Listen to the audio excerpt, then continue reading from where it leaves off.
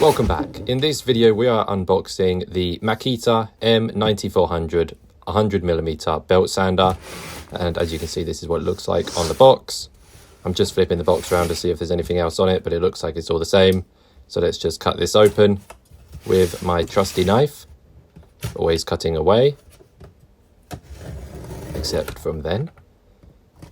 So let's just cut this last bit. And let's see what is inside the box. I'm having to do a voiceover after recording the video because the recording messed up, but never mind. Here we have the instruction manual. This tells me how to use it, what comes with it, and other things like that. But this isn't too important for now, so we can put this to the side. And let's see what else is included. Now we have this metal piece here.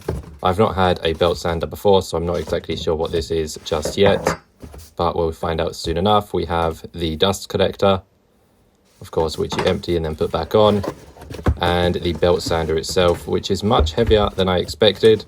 Like I said, I've never had a belt sander before. This is my first one. And another replacement part, but we also don't need this just yet, so we can put this to the side as well. And that is everything that's in the box. So let's put the other piece of cardboard in here and get the box out the way, so we can have a look at the actual belt sander itself. So here we go. Let's take a look at this. It seems pretty high quality. Just what I expected, to be honest, from Makita. Nothing crazy that I have to do, just put the dust collector bag on here. Just slide it straight on. And then we won't have the sawdust going everywhere. So there we go, that's now on properly.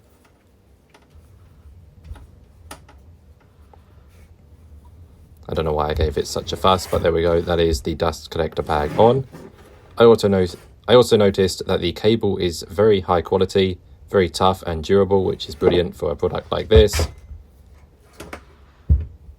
And what I'm going to be doing mainly is building a jig for this so that it can sit on its side and I can push items into it. I will also be, of course, picking it up and using it manually as well, but I will be building a belt sander jig for it.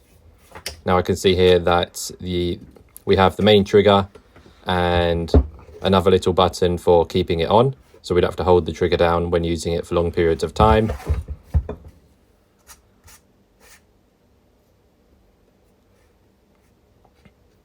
And there we go. So I've figured out here that this is where this other replacement part goes.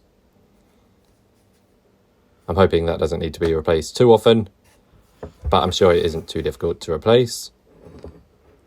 Here you can see the exact model number for my belt sander. It's got a nice handle, some adjustment settings, and we're just having a closer look at it here. Like I said, it's pretty weighty, but if anything, that just shows that it's got good build quality, so I'm more than happy with that. So there we go, we have the two additional parts, and I'm just going to have another look in the book to see exactly what they are for.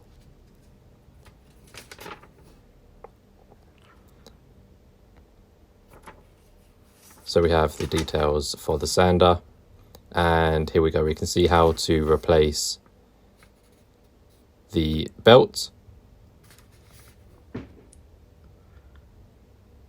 So I'm hoping that isn't too difficult.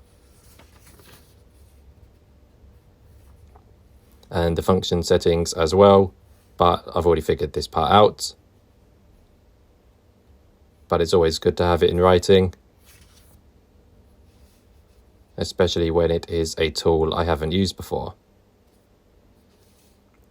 So it's mostly quite self-explanatory, which is great. And on the next page, it's just more of the same really. But as you can see, this says about replacing this part here, which is the carbon plate. So it seems like it's not too difficult, which is great.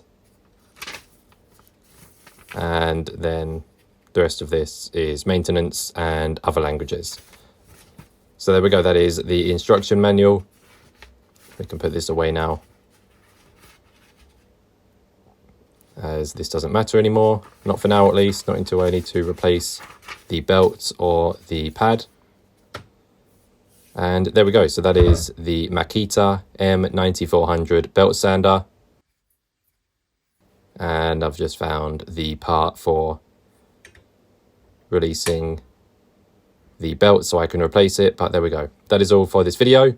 Thanks and goodbye.